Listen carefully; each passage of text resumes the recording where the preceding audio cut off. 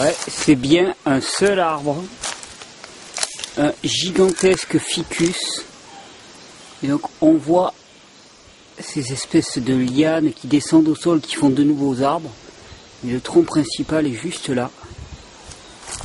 J'ai jamais vu un ficus de cette taille. Il dégage quelque chose d'absolument sidérant.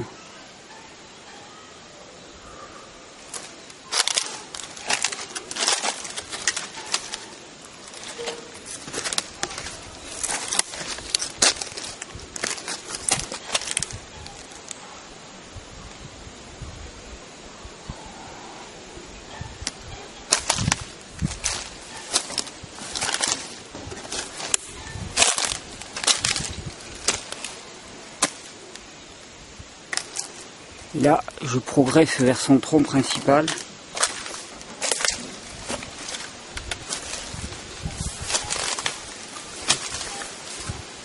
Ah, on arrive au sanctuaire.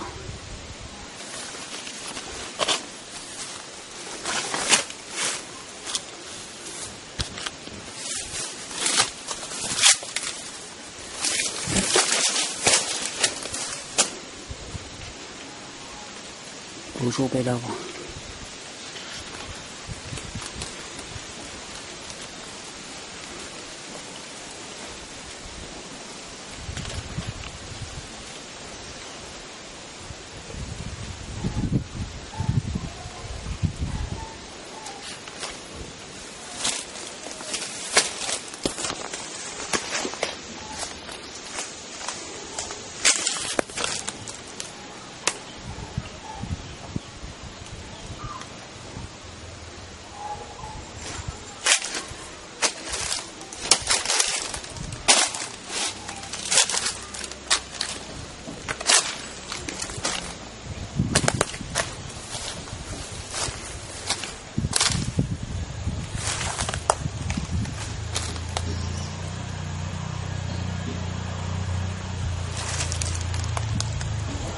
Bonjour, bienvenue sur le blog de Vivre Cru. Donc vous avez vu où je me trouve, là je suis lové dans les racines de ce magnifique ficus. Je vais partager ça avec vous. Il fallait le trouver l'endroit, c'est un ami qui me l'avait indiqué, mais c'est vraiment au bout d'une piste perdue sur l'île de Sumatra, mais ça valait vraiment le coup d'arriver jusque là. Donc je voulais vous parler dans ce cadre quand même assez idéal. C'est mon dernier jour ici, donc je suis bien content de l'avoir trouvé. Je voulais partir d'une phrase que j'ai souvent entendue, surtout à mes débuts du cru. Quand c'est cru, c'est bon pour toi. Si c'est cru, c'est bon pour toi. Et partant de là, je voulais un petit peu réfléchir sur le sens que ça peut avoir. J'ai vécu pas mal d'expériences en crudivorisme depuis les 12 ans que je pratique, que je suis crudivore, strictement crudivore. Et je suis passé par différentes approches, différentes écoles. Et quand je reviens un petit peu sur ces 12 années, je me rends compte qu'il y a des moments où j'ai pas expérimenté une santé optimale. Or, je mangeais tout cru. Donc, si c'est cru, c'est bon pour toi, ça me paraît un petit peu limité. Donc, on va essayer un petit peu de décortiquer cette phrase. Il y a 3 nutriments énergétiques. Ce sont les lipides, les glucides et les protéines. Alors, on va régler le sort des protéines tout de suite. Les protéines, tous les experts mondiaux s'accordent à dire que les protéines, il nous en faut, allez, 10, 15% maximum selon les écoles. Il y en a qui disent 10% maximum. Il faut savoir que le régime standard américain tourne autour des 11%, 12% de protéines, même cuits, hein, donc faut pas croire. Et encore, ce sont des protéines cuites que ces personnes mangent, et on peut estimer que leur assimilation est bien moindre que les protéines crues. Donc 10% maximum de protéines, ça paraît une marge très large. Donc, qu'est-ce qu'il nous reste comme nutriments? Il nous reste les lipides et les glucides. Il nous faut bien une source d'énergie. Donc, est-ce qu'on va tirer notre énergie des lipides ou des sucres, des glucides? On pourrait se dire, la solution la plus simple, c'est de faire moitié-moitié. Malheureusement, ça ne marche pas, et je vais vous expliquer un petit peu plus tard dans la vidéo pourquoi ça ne marche pas. Donc, il faut trancher. Est-ce qu'on part sur une majorité de lipides ou une majorité de glucides. Alors, il faut bien se souvenir quand même que le corps humain fonctionne, tire son énergie des sucres simples. Donc d'un côté, on a une énergie immédiatement disponible, très digeste, très rapidement digérée, et qui donne une énergie, une potentialité d'action dans le monde en rapport.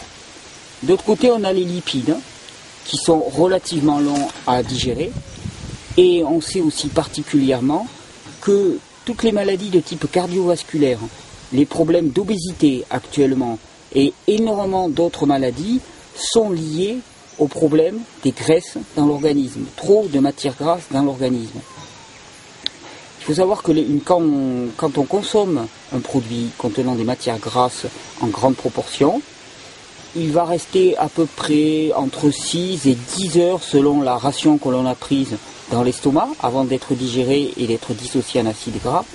Et à ce moment-là, il va se retrouver sous forme d'acide gras dans le sang où il va rester encore entre 8 et 10 heures. Donc on se retrouve facilement à 20-24 heures selon les rations. Les acides gras que l'on a consommés 24 heures avant sont toujours présents dans notre sang. Et c'est là que va surgir une difficulté. Parce que tant qu'on a des acides gras en grande quantité dans le sang, on va manger aussi pendant ces 24 heures des sucres. Les sucres vont arriver dans le sang, la glycémie va augmenter. Or, le corps régule son niveau de sucre par des processus homéostatiques via l'insuline. L'insuline, sécrétée par le pancréas, permet, quand le niveau de sucre s'élève dans le sang, de faire baisser ce niveau de sucre. Le mécanisme est assez simple. L'insuline joue un petit peu le rôle de médiateur, de transporteur, c'est un peu une clé. L'insuline prend les sucres simples dans le sang et comme une clé ouvre la porte vers le milieu intracellulaire de manière à ce que le sang, les sucres simples passent du sang au milieu cellulaire pour nourrir le corps et ainsi de suite jusqu'à ce que le niveau de sucre dans le sang redevienne quelque chose de normal pour le sang, qui reste dans les seuils. Mais quand il y a des glucides, quand il y a des lipides, quand il y a des acides gras en suspension dans le sang, ça ne se passe plus du tout ainsi. Ils empêchent la chélation, ces acides gras empêchent la chélation, donc c'est-à-dire l'association entre insuline et sucre. L'insuline ne peut plus jouer son rôle de transporteur de sucre. Alors qu'est-ce qu'il se passe? On mange un produit sucré alors qu'on a beaucoup d'acides gras dans le sang. Le niveau de sucre s'élève. Le pancréas réagit automatiquement et sainement en sécrétant de l'insuline pour permettre la rentrée de ce sucre en excès dans le sang, dans le milieu intracellulaire pour nourrir le corps. Malheureusement, l'insuline, à cause des acides gras en suspension, ne peut pas jouer son travail. Donc le niveau de sucre dans le sang reste haut. Le pancréas sécrète d'autant plus d'insuline. Il repart. Mais cette insuline-là ne suffit pas non plus à faire rentrer. Et ainsi de suite. Le pancréas travaille en continu et s'épuise. On arrive au bout de quelques temps, au bout de quelques années, à toutes les maladies de type diabète sucré, diabète de type 2. Donc les maladies de type sucré ne sont pas des maladies du sucre, mais sont des maladies des graisses. Les graisses qui ne permettent plus à l'insuline, qui est une hormone, qui est un véhicule, un médiateur pour les sucres simples, ne permet plus à l'insuline de faire passer les sucres simples du sang vers le milieu intracellulaire. C'est un gros problème. On y reviendra beaucoup plus en détail dans la prochaine vidéo, donc pas d'empressement dans les questions. J'expliquerai exactement ce processus et toutes les conséquences qu'on peut en tirer, parce qu'il y a énormément de maladies qui en découlent. Il va y en avoir de plus en plus, car notre civilisation est marquée actuellement par la surconsommation à la fois de sucre et de matières grasses. Et c'est ça qui est terrible. Donc, de quoi peut-on tirer notre énergie? Est-ce qu'on va le tirer des sucres? Est-ce qu'on va le tirer des graisses? L'évidence, si l'on raisonne en termes scientifiques, en termes physiologiques, c'est de tirer son énergie majoritairement et massivement des sucres simples. Une énergie directement assimilable, qui ne demande que très peu de travail digestif au corps, qui passe directement du sang dans nos cellules pour permettre d'avoir une énergie en continu, alors que de l'autre côté, on va avoir des lipides qui mettent un temps beaucoup plus long à être digérés, qui vont ensuite être dissociés sous forme d'acides gras. mais ils vont empêcher par là même la rentrée des sucres dans le milieu intracellulaire. Donc on va affamer le corps en sucre, les acides gras ne pourront pas servir non plus pour la transformation en sucre, en tout cas en premier lieu.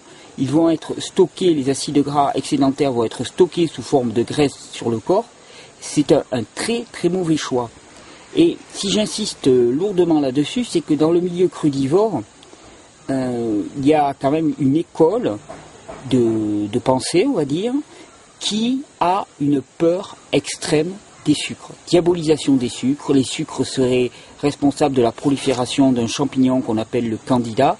Donc c'est une école de pensée qui rejette les fruits, qui donc focalise sur les feuilles vertes, et fatalement les feuilles vertes n'étant pas un nutriment énergétique de première qualité, ça nous apporte énormément de choses les feuilles, mais ça ne nous apporte pas l'énergie.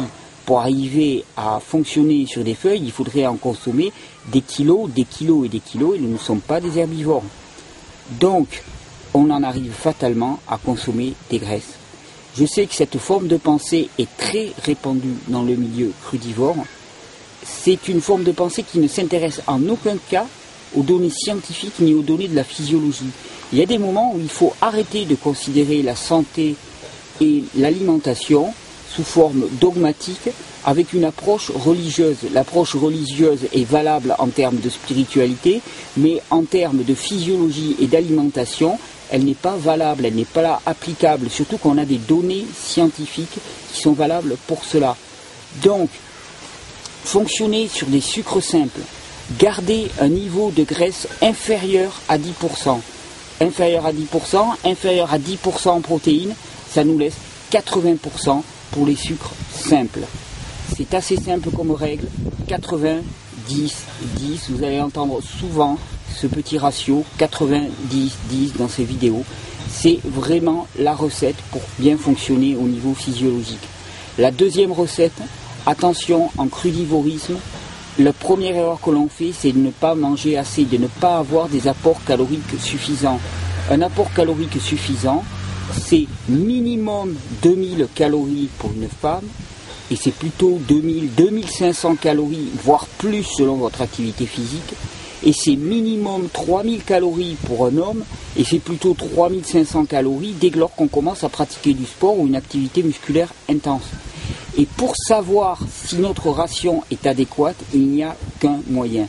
Au début, on a tous tendance à sous-manger. On ne mange pas assez. On n'arrive pas à manger assez de fruits, assez de légumes.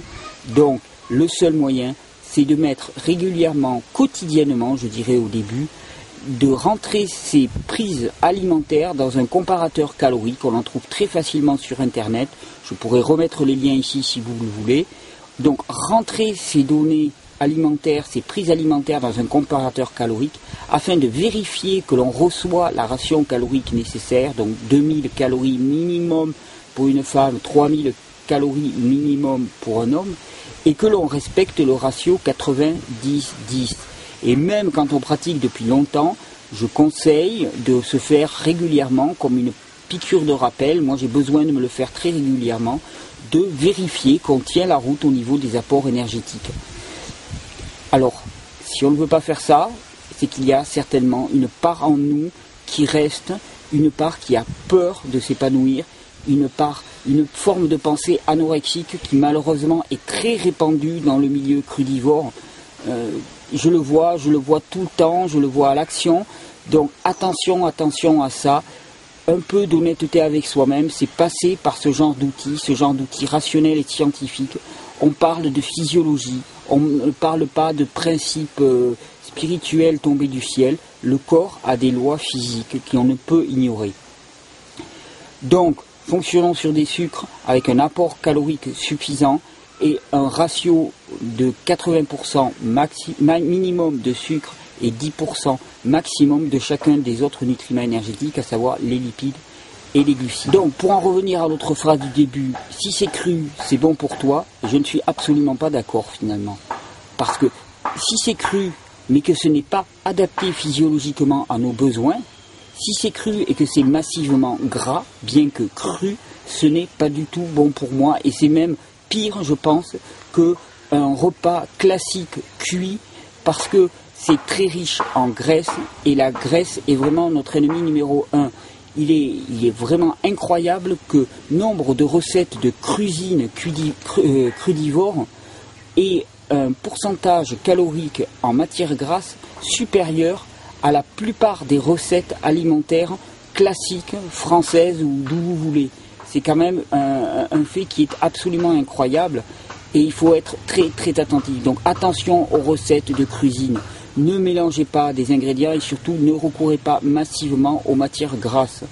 Une salade, une laitue dans laquelle on va prendre 400 g de laitue et un avocat, eh bien c'est un repas qui va être majoritairement en termes de calories, qui va être majoritairement riche en graisse, qui va dépasser les 50-60% de calories issues des matières grasses. Bien que le volume soit assuré par la salade, eh bien tout l'apport calorique sera assuré par l'avocat. Donc si vous faites des salades avec un avocat dans chaque salade, 2 salades comme ça dans la journée, eh bien vous allez dépasser les 50% de matière grasse, ce qui est incroyable et ce qui va conduire directement à la mauvaise santé. Ça c'est évident, c'est un raccourci vers la mauvaise santé. Donc ces principes étant établis, on reviendra, comme je vous l'ai promis, sur les problèmes d'interaction entre le trio infernal, sucre, insuline, acide gras dans la prochaine vidéo avec vraiment beaucoup plus de détails. Je voulais aussi considérer dans ce cadre-là la notion de la transition. Parce que certaines personnes, pour des raisons d'adaptation au volume de nourriture, pour des raisons émotionnelles, pour des raisons de rapport dans la société, pour simplement aussi parce qu'elles n'ont pas envie de manger tout cru, elles ne sont pas prêtes à ça, se pose la question, comment appréhender la chose, comment appréhender un régime frugivore. Alors le gros danger, ça serait de se fixer l'objectif du tout cru à tout prix, de se frustrer énormément, et finalement quand on est frustré, on finit comment? On finit par se venger, entre guillemets, sur les matières grasses. C'est fatal. On a besoin, à un moment ou à un autre, de matériaux denses. Donc, si je peux vous donner un conseil, si je peux nous donner un conseil, plutôt que de surconsommer des matières grasses crues, il est beaucoup plus intéressant sur le plan de la santé de respecter en priorité le ratio 90-10 en se fixant comme deuxième objectif à moyen terme le tout cru. Donc respecter le ratio 90-10, ça ouvre la porte de consommer des tubercules, des racines, des sucres complexes cuits. Si on les cuit à la vapeur douce, si on les cuit en cuisson douce, c'est tout à fait intéressant. Des céréales aussi, si possible éviter le blé qui a énormément d'inconvénients, on pourra faire un sujet là-dessus, mais du riz, du sarrasin, ça peut être tout à fait recevable tant qu'on respecte le ratio 90-10, on peut tout à fait atteindre une excellente santé sans pour cela être tout cru. Personnellement, je mange absolument tout cru et ça me va très très bien et je me régale. Mais je peux comprendre que certaines personnes n'aient pas ce désir ou n'aient pas cette possibilité, soit pour le temps, soit parce qu'elles n'en ont pas envie définitivement. Donc attention quand même à ne pas mettre de matière grasse sur ces produits-là, parce que sinon on perd tous les avantages. Attention aussi à l'ajout de sel. Pour ça que dans ce cadre-là, les légumes vapeur sont bien plus adaptés, parce qu'on peut les savourer sans sel, alors qu'une céréale sans sel c'est beaucoup un petit peu plus difficile. Donc respectez en priorité le ratio 90-10 à base de fruits, si besoin est de tubercules, de racines cuits en cuisson douce, voire de céréales, une grande quantité en volume de feuilles tendres pour l'apport minéral, et ça suffit, ainsi quelques noix pour l'apport en acides gras essentiels, et c'est parfait. Vérifiez que vous respectez le ratio 90-10, et à ce moment-là, je vous garantis que vous pourrez expérimenter une énergie incroyable, rayonnante, une énergie rayonnante pour rayonner autour de nous, c'est quand même le but, en fait c'est ce que je nous souhaite à tous. Allez, je ne pouvais pas vous quitter sans vous faire saliver un petit peu quand même. Regardez un petit peu ce que j'ai trouvé sur la route en venant et que je vais me hâter de déguster. Un superbe durian parfaitement mûr puisqu'il s'ouvre de lui-même, c'est vraiment la règle. Le parfum est incroyable. Au revoir et à bientôt sur le blog de Vivre Cru.